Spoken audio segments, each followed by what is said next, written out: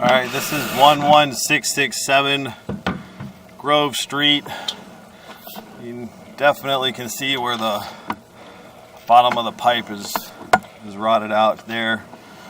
So I'm just trying to get a good location on the pipe now, which direction it's going.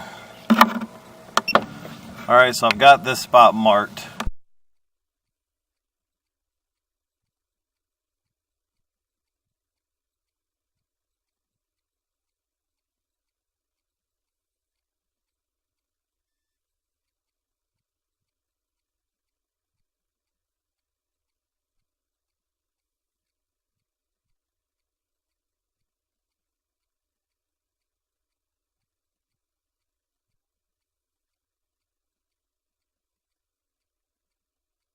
Alright, so the camera is falling out of the bottom of the pipe, and we're trying to avoid getting the camera stuck in the line.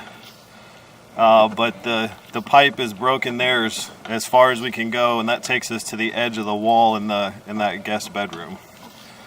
And again, this is 11667 Grove Street.